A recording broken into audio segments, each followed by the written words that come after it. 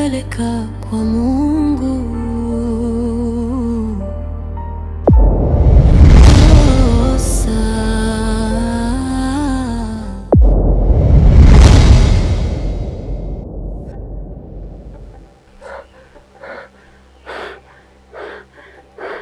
Hivi nyinyi mnahitaji nini kutoka kwangu? Nataka uhai wako.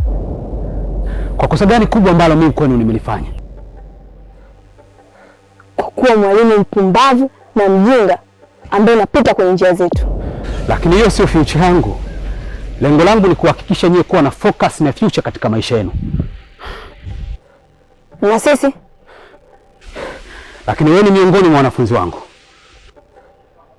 Mimi sipo kwenye dunia yenu.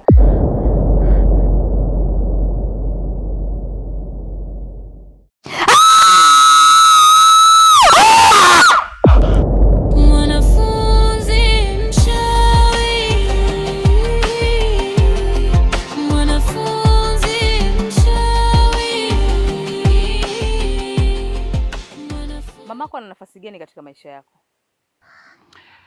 Mamangu ana nafasi kubwa sana katika maisha yangu. My mother is each and everything in my life. Mamangu ndo kila kitu katika maisha yangu. Sasa unakizi vipi mahitaji yake kwa kupitia kazi gani? Ni kupitia kazi yangu ya ufundishaji. Na kile ninachokipata basi ndio nagawana naye. Gebo, kazi ni sanaa. Sanaa ambayo inahitaji nidhamu kwenye muda na kujali ili uweze kukizi mahitaji yako na familia yako. Lakini toka juzi hujatokea kazini. Hujatoa udhuru wa aina yoyote. Wewe ni kama unaitia doa kazi yako na unaweka maisha yako kuwa magumu. Wewe unaweza ukafanya kazi moyo wako ukiwa na wasiwasi. Kama inakizi mahitaji ya mamangu na kumfanya awe na furaha, nafanya. Basi hakuna mzazi ambaye anapenda kumwona mwanae akiwa hana furaha. Kila mzazi kwenye maisha anapenda kumwona mwanae akiwa na furaha. Lakini kwangu ni tofauti, haiko hivyo. Haiko hivyo Kidawa, haiko hivyo. Usiku wa jana ameota ndoto. Na kama ataweza kutafsiri ndoto hii, atatujua sisi nani. Sasa hapo mimi nifanyaje bibi? Kwa kila hatua unaopita, lazima unifahamishe mimi. Lakini bibi, mimi ni mdogo sana. Kwa nini unanipa mizigo mikubwa kiasi hicho? Kwa ulimwengu huu wa hapa kwetu unaonekana wewe mdogo sana. Katika ulimwengu wa kwetu, yani wewe ni mkubwa kushinda hata mimi. Sawa bibi, nimekuelewa. Nitafanya kazi yako kama ulivyonielekeza. Sasa nakutuma, nenda kaifanye kazi kimakini. Sawa bibi. Sawa mkuu. Sawa bibi. Kumbuka shule inakuhitaji. Na kuna wanafunzi wengi sana wanategemea kichwa chako ili kukizi malengo yao. Hebu fanya jambo basi kwa ajili yao. Najua. Lakini nawezaje kufanya kazi hali ya kuwa kila siku nikiwa pale shuleni naona mauzauza. Naona vitu vya ajabu. Naona vitu ambavyo havieleweki. Labda nikwambie kitu kimoja tu Kidawa. Usiku wa jana kuamkia leo nimeota na kiona kifo changu kabisa. Na ninaona kabisa ninakufa huku najiona. Hauko serious Gebo. Yaani muda wote hapa tunakaa tunaongelea ndoto. Kwa changamoto inayokufanya wewe usije shuleni ni ndoto. Kwa hiyo Kidawa nataka kuniamini wewe uamini ndoto. Yaani kwa tumekaa muda wote hapa unazungumza kuhusu ndoto. Kwa hiyo unaamini katika ndoto.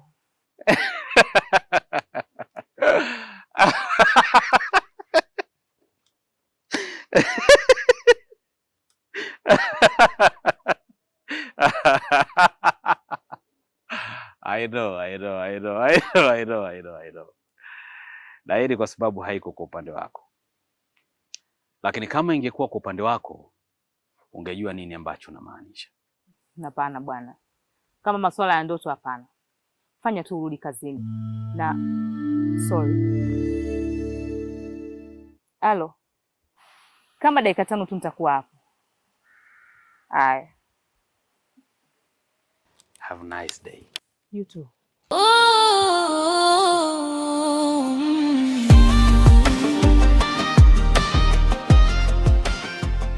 Mungu. Za kazi, umefika muda mrefu sana?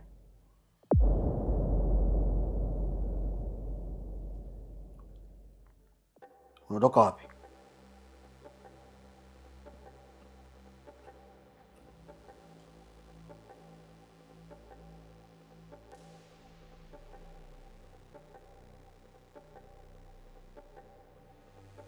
Kidao. Tell me. Unatoka wapi? Ofisini. Tatizo wivu unanisumbua, kwa mume wangu kunifuatilia, anahisi shuleni nina mtu anamuibia, wanamuita Kidawa. Unanifahamu vizuri sana Kidawa. Unanifahamu. You know me. Unatoka wapi? Natoka ofisini jamani, kwani leo si weekend na vipindi vya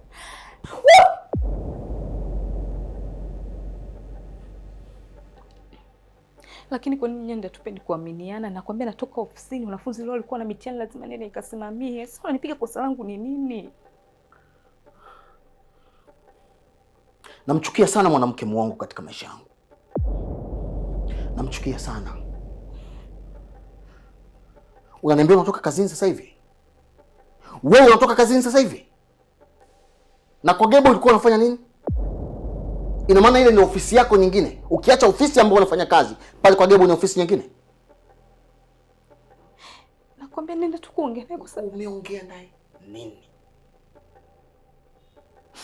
Hatujaongea chochote zaidi ya mambo ya kazini na sijamwona muda mrefu, ndio maana nimeenda kuongea naye nijue changamoto yake nini. Changamoto gani? Changamoto? Mke wangu anataka kujua changamoto za Gebo. Naishi na wewe ndani mume wako muda mrefu sana. Hata siku moja kufuatilia changamoto ambazo zinaniumiza akili yangu. Potezi muda wako. Lakini leo umetoka mke wangu unaenda nyumbani kwa Gebo kwenda kujua changamoto zinazomsibu. Kidawa. Watu wanamuona mwanamke wangu anaenda nyumbani kwa Gebo, wanazungumza, anacheka, anafurahi, anafanya umalaya. Inaleta tafsiri gani kwangu? Ni kwamba mwanamke wa Nyande anatembea na Gebo? Nyande, unasemaje? Unaniita mimi malaya? Hivi unajua nyinyi ni wabishi nyinyi. Mmesahau siku ile mwalimu alisemaje? Alisema hivi, microscope is an instrument which is capable of magnifying image of near the object to the large size. As a definition, sana laboratory is a special room whereby scientific experiments are done. Yaani muda wote tunapoteza muda kubishana kuhusu define. Seriously define. Yaani sawa na mimi nizungumzie don't run in the laboratory without permission. Kweli jamani? Bwana, tunamaliza muda tu hapa. Tumpitie Amanda na Stumai tuondoke. Okay, no problem. Haya, na tufika kwa mwalimu, nitamuuliza alafu muone kama nitakuwa nimewadanganya. Twende bwana.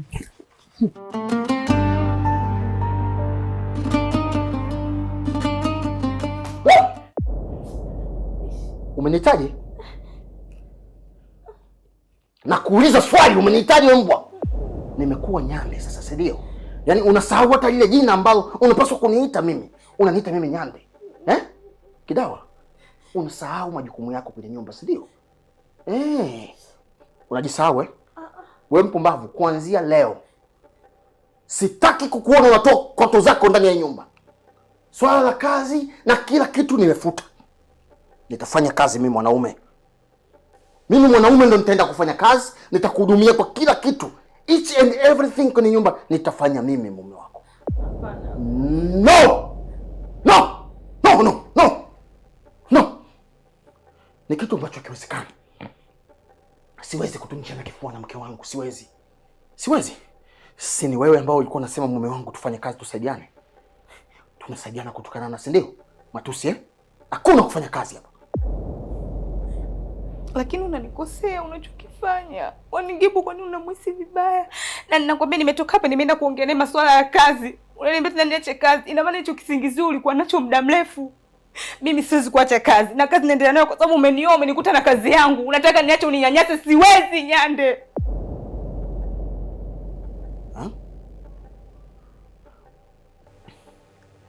Nimempoteza mama yangu Kidawa.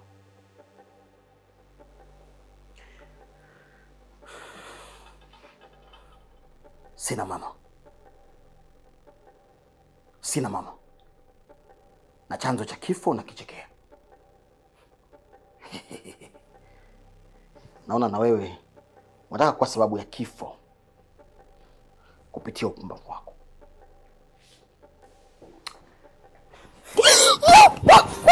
Tatizo wivu unanisumbua, kwa mume wangu kunifuatilia.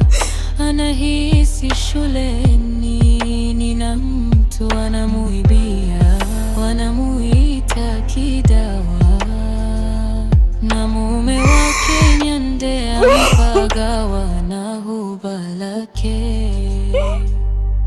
Mwanafunzi mchawi, mwanafunzi mchawi.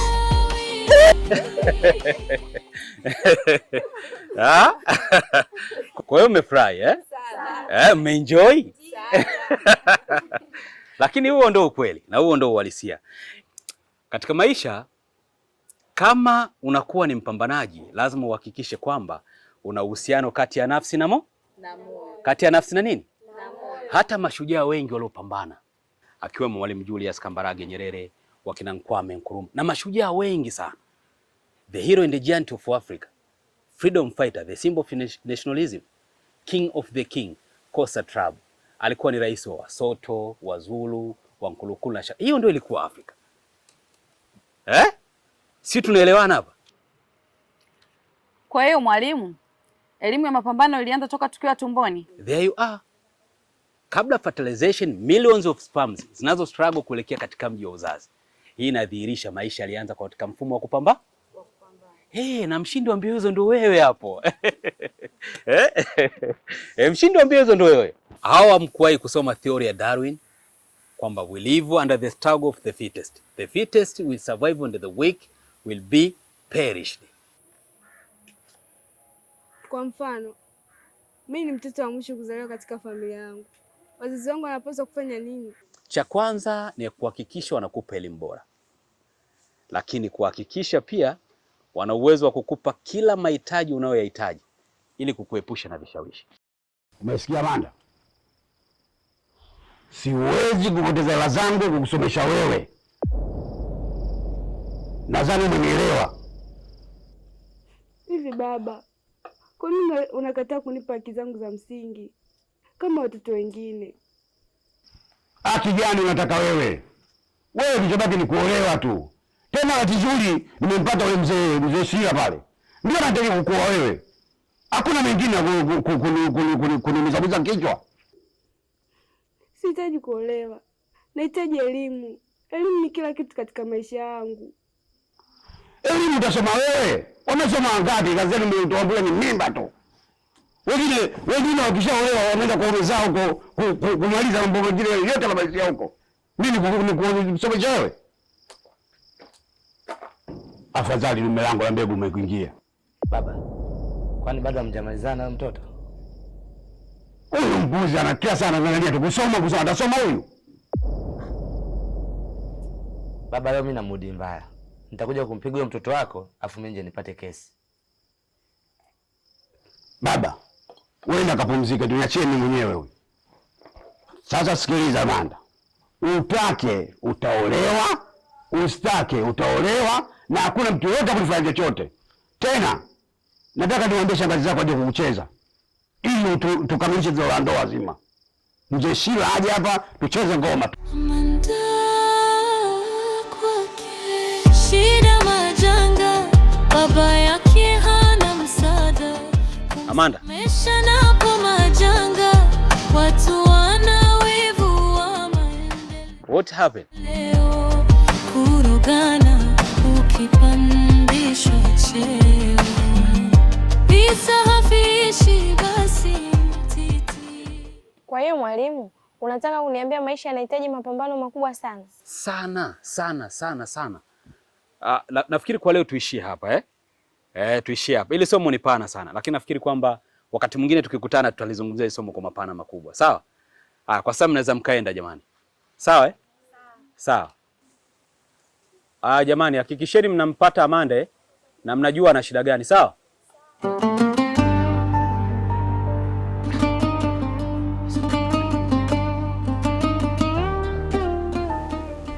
Kitu cha kwanza ambacho mnatakiwa kukizingatia ni kucontrol hasira zenu. Cha pili ni kulinda utambulisho wenu. Hakikisheni kwamba hakuna mtu yoyote ambaye anawatambua. Cha tatu ni kujilinda nyewe wenyewe kwa wenyewe. Sijui umenielewa? Sawa kiongozi. Naye Mlekwa, hivi unajua kuwa umeua mtu asiyekuwa na hatia? Nisamee mkuu, na kuahidi hatojirudia tena. Hutorudia nini na wakati umeshafanya?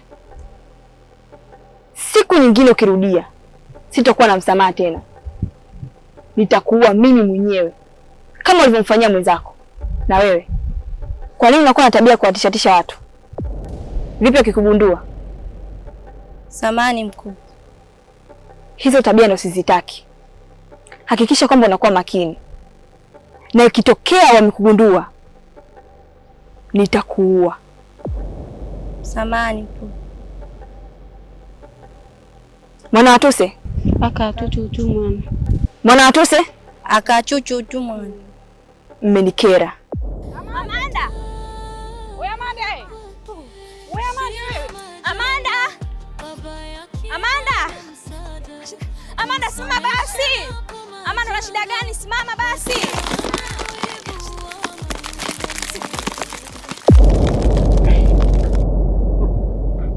Shemeji, habari yako? Shemeji. Huu mguu ulikuwa ni wa kwako, ila kwa sababu nimekutana na wewe hapa nitakupa taarifa, sitazunguka sana. Naomba mwambie Mr. Gebo ambaye ndio mume wako, mwambie achane kabisa na familia ya Bwana Nyande, nikimaanisha kwamba akae mbali kabisa na Kidawa, mke wa Mr. Nyande. Kinyande hataki kabisa Gebo aweke ukaribu kati yake yeye na mke wake, na endapo akiendelea, tambue kwamba Nyande na Gebo watakuwa na bifu kubwa sana. Anakaribisha ugomvi ambao utakuwa hakuna mtu yoyote ambaye atauingilia kati. Na kuambia haya na umfikishie jinsi alivyo. Shemeji, mimi mume wangu nimeongea naye sana, lakini hataki kunielewa. Uende kumwambia wewe kwa sababu ni rafiki yake, atakukaa atakusikiliza na kukuelewa, ila mimi hataki kabisa kunielewa. Sawa, lakini pia nimekwambia kwa sababu wewe ni mtu wake wa karibu. Inamaanisha kwamba wewe ni mke wake. Kwa hiyo ukiongea naye atakuelewa zaidi hata mimi pia. Unajua shemeji hajaenda mume wangu kazini na siku 4. Yeah, hajaenda kazini na siku ya 4. Anasema anaona mauzauza. Mauzauza? Na ni kweli mauzauza yapo. Na sio kidogo, ni makubwa. Hao wanafunzi mnaowafundisha, miongoni mwao sio wanafunzi wa heri. Kuna mtu ana mauzauza. Kuna mwanafunzi mmoja ana mauzauza pale. Sema kwa macho ya kawaida huwezi kujua kwamba huyu ana mauzauza. Haya shemeji, nakutakia asubuhi njema na mchana mwema.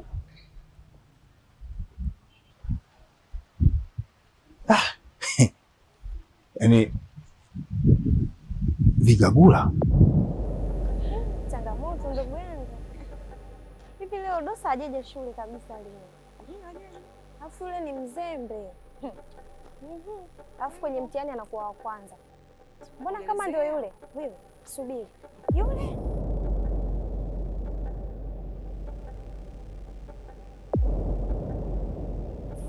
bora hata nilivyokuona.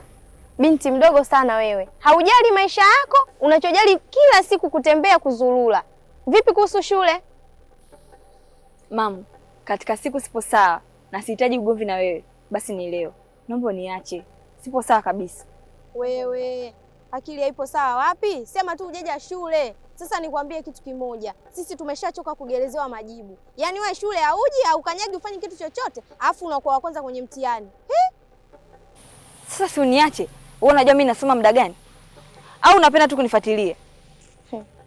Eti nifuate mambo yangu na kuonelea huruma sana. Afu inaonekana wazazi wako wanafurahia. Yaani hauji shule simple tu. Aya saizi uona ilivyokupauka miguu unaelekea wapi? Mama, kwa unataka shari au? Manake sitaki govi na wewe, bado tunaendelea kunichokonoa. Nitakuzingua. Ha? Umzingue nani? Yaani wewe unipige mimi. He? Yaani angalia ili vazi. Ili vazi linakudanganya dada. Yaani nitakuzingua afu sikuogopi. Aha, kwa unataka shari, si ndio?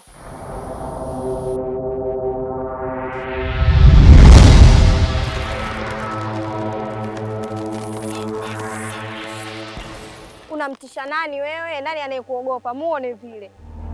Bila yaani safari lazima nimpashe. Akiamua anakupeleka kwa Mungu. Dosa. Isibalini. Naomba nguo Juna. Na isibalini. Juna. Ona yakachemka. Wewe bwana acha masiala bwana nini? Mwanafunzi